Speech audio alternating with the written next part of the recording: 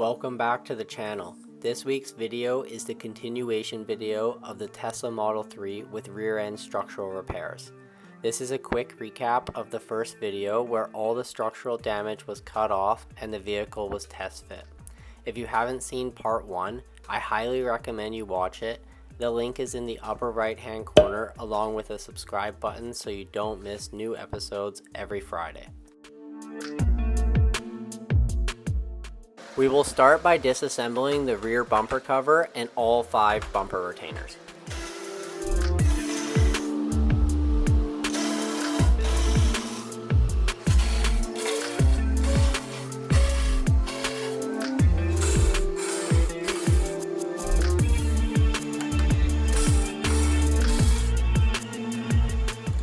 The select jigs are built back together before removing, as we had to remove the lower half to test fit our rear bumper cover.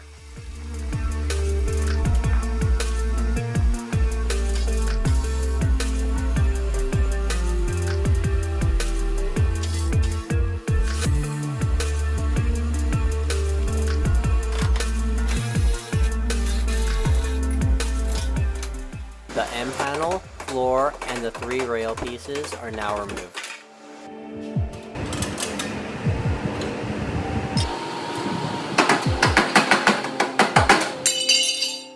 All the remaining structural adhesive is cleaned off the mating flanges on the rail before we test fit the rail pieces and mount them to the select jigs.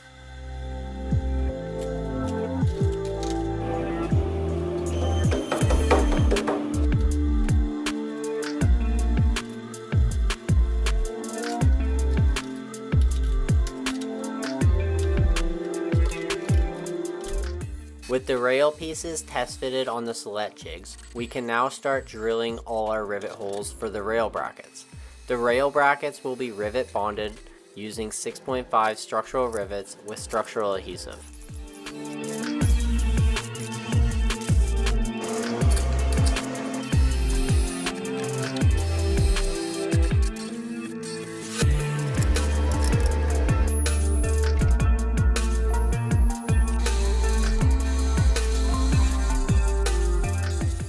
It is now time to drill all our holes for the rail end plate. This part will be attached with 6.5 structural countersunk rivets and structural adhesive. The holes will be countersunk with a special countersunk drill bit because the rivets need to sit flush on the end plate as the end panel sits on top.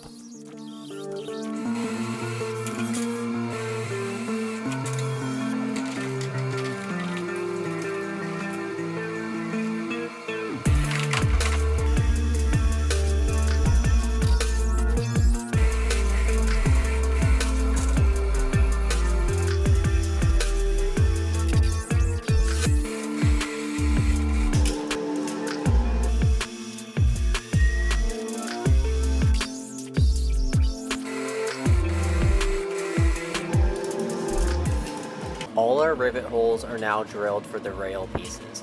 After double checking the replacement procedures, I realized I missed a step in removing the side floor extension.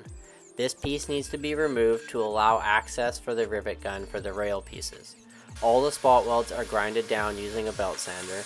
The panel is then warmed up to help release the structural glue, and the panel is then removed.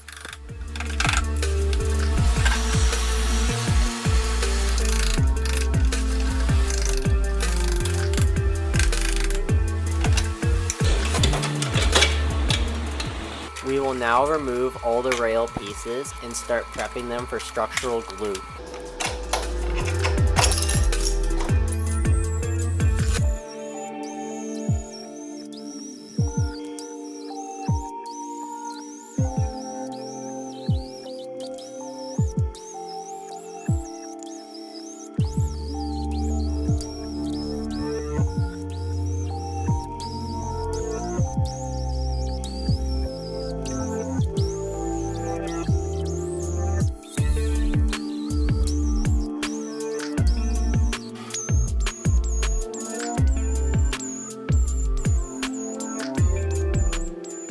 The structural glue is now applied on all the mating flanges.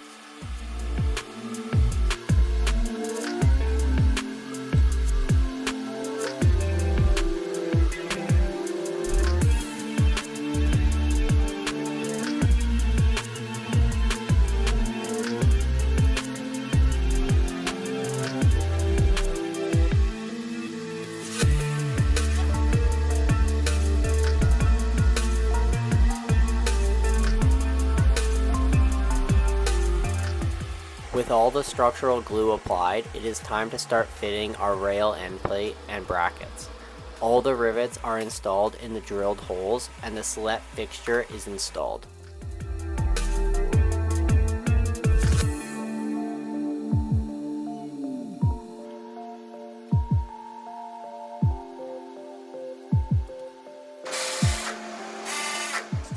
It is time to install our rivets for the rail pieces. We will start with the 6.5 structural rivets for the rail brackets, followed by the 6.5 countersunk rivets for the end plate.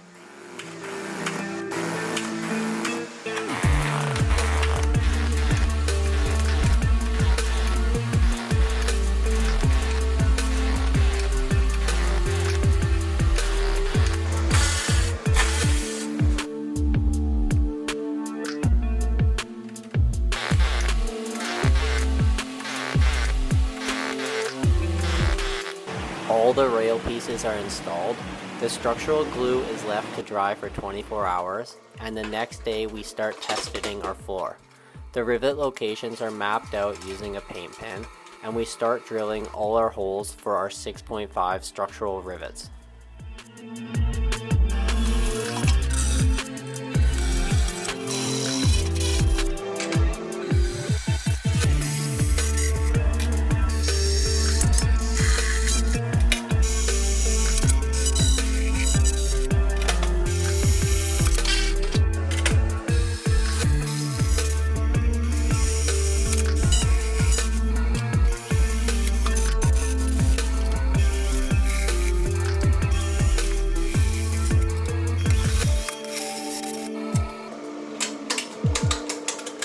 With all the rivet holes drilled, the floor is removed and we will start prepping the underside to match the original. The floor is scuffed with a Scotch-Brite and taped for seam sealer. The seam sealer is then wiped on and a brush is used to match the original brush strokes.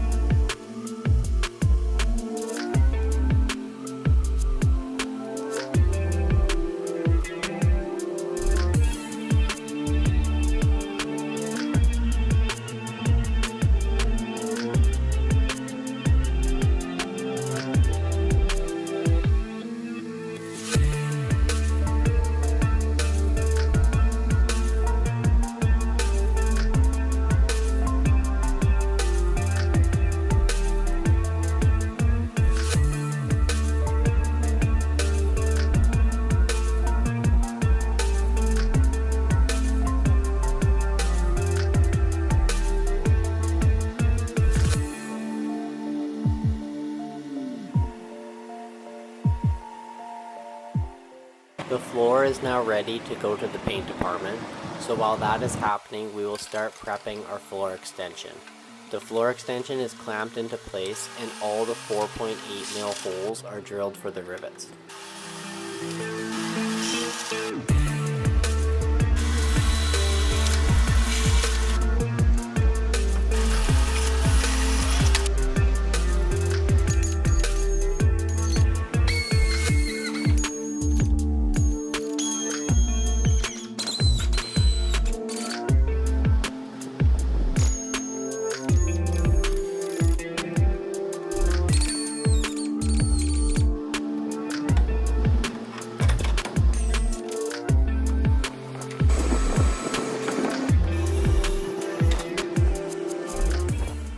It's now time to remove the floor extension and all the mating flanges are prepped for structural adhesive.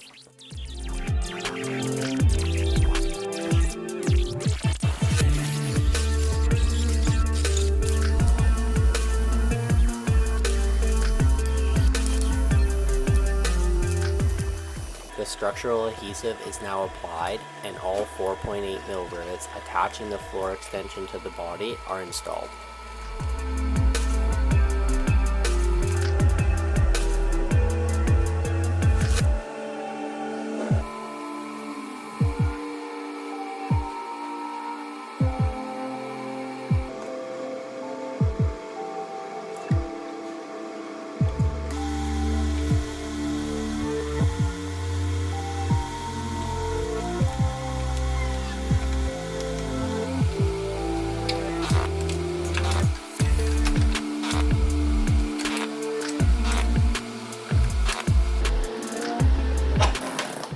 The floor is now back from the paint shop, and all mating flanges are prepped for structural adhesive.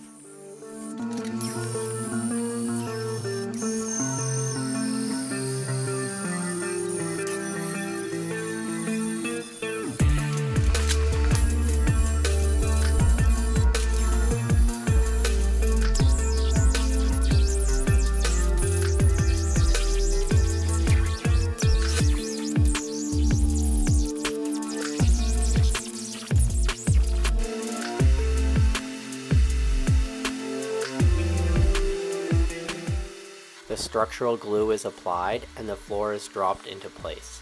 All the 6.5mm rivets are installed.